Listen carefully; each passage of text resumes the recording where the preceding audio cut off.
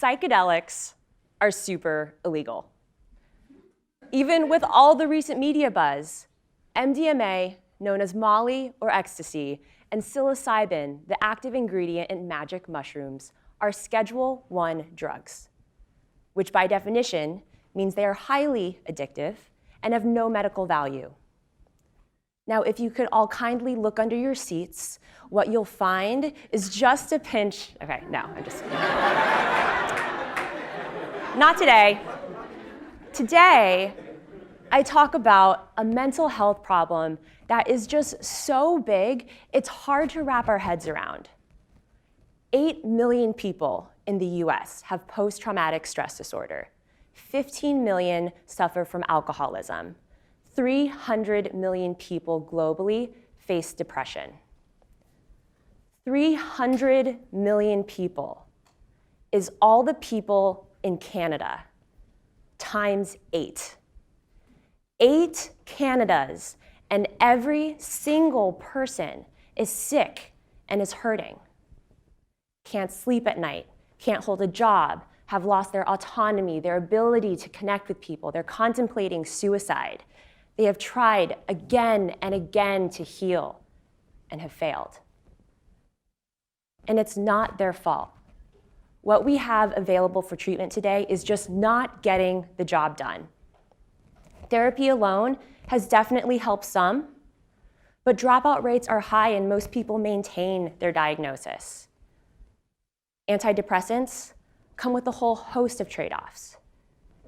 Here, take these pills. They'll manage your symptoms, might make you feel weird in other ways, and take them from now until forever, give or take. So, back to psychedelics. One of the most promising mental health treatments in the last 30 years is psychedelic-assisted psychotherapy, using psychedelic substances alongside therapy to treat some of our most debilitating conditions: depression, anxiety, PTSD, addiction, among others. But how could that be? It is fair that some of you might be picking your jaws up off the floor.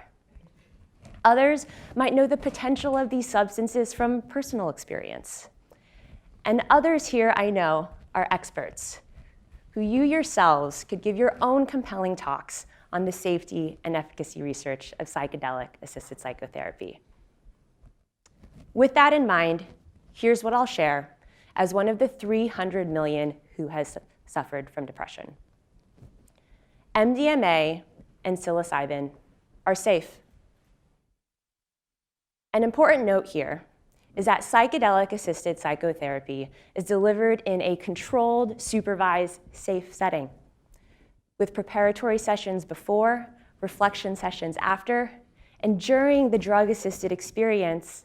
Picture eye shades, headphones, and classical music. You're tucked in under a blanket with a therapist on your right and a therapist on your left. That sounds pretty great without any psychedelics. And again, we do see some progress with therapy alone, but when you add psychedelics, the impact goes to a whole nother level. You start seeing data for first responders with severe PTSD who have failed prior treatment, and after receiving MDMA-assisted psychotherapy, over 50% no longer have PTSD. 12 months later, that number continued to rise without additional intervention to 2/3 of patients no longer having PTSD. There are similarly remarkable data for psilocybin, administered in conjunction with psychotherapy, substantially reducing depression and anxiety in patients with terminal cancer. Again, with persisting, sustained effects. Now, the commonality across the conditions being explored is that they are diseases of rigidity, where destructive thoughts of others, of ourselves, have over time calcified. The negative feedback loop digging us deeper and deeper into the grooves of our own psyche. We're stuck. MDMA is thought to help PTSD in a couple ways. First, it's an empathogen. It fosters empathy and connection. This pro-social quality is thought to enhance the rapport between therapist and patient, rapidly accelerating the healing process. Second, in the brain on MDMA, we see a quieting of our fear center and an uptick in our memory and critical thinking hubs. One theory is that this fear extinction and memory reconsolidation allows us to face memories of traumatic events without the fear impulse that typically comes up and shuts things down. Instead, we can process these memories with emotions other than fear. Maybe this trauma isn't my fault. The tone of those memories start to take on a different color, one that isn't so brutal or so haunting. With depression, anxiety, and addiction, we are stuck in negative ruminations. I am worthless, nothing matters, alcohol controls my life, and what psilocybin and other classic psychedelics seem to do is help us break out of that narrative, to shake things up, and to see the world in a new way. The patient anecdotes are truly astounding. Themes of transformation and awakening, themes of deep connection and unity to everything, to nature, to total strangers, realizing we are all in this together. Now, think of another experience described as transformational, life-changing, where we get to learn so much about ourselves, connect deeply with others, and see the world in a new way. Places like Stanford change lives and change the world. And that is exactly the kind of firepower we need behind this movement. Researchers have worked tirelessly for decades for this first opening to get these drugs off Schedule I and legally provide psychedelic-assisted psychotherapy. The first FDA approval could come as soon as 2022. That is not a lot of time to build out a world that supports this treatment. University psychedelic research centers and medical programs inclusive of psychedelic-assisted psychotherapy need to happen right now. This treatment has enormous potential, but its impact will be limited if we don't figure out a few things.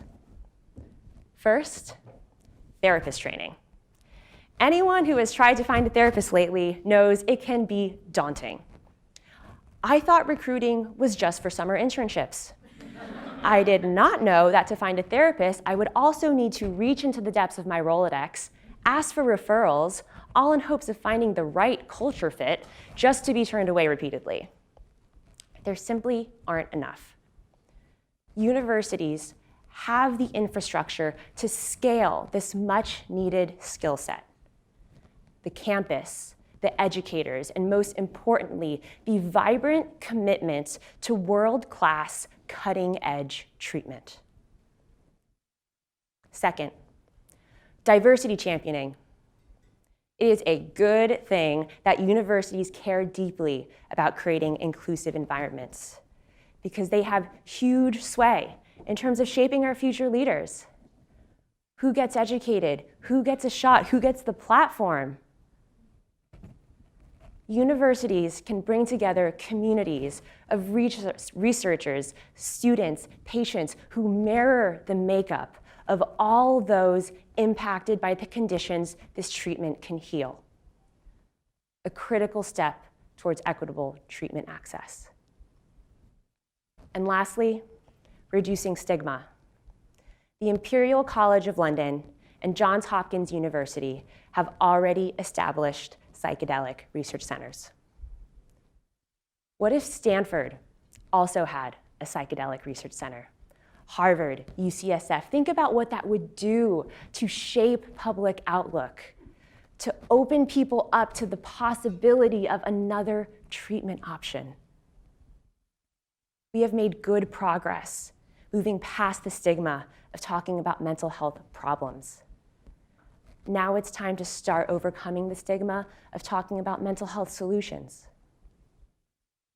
You or someone you know and love struggles with mental health, which means you have a role to play. As a donor, an innovator, an advocate, there is room for everyone. We are in this together. So let's get a lot of healing to a lot of people. Thank you.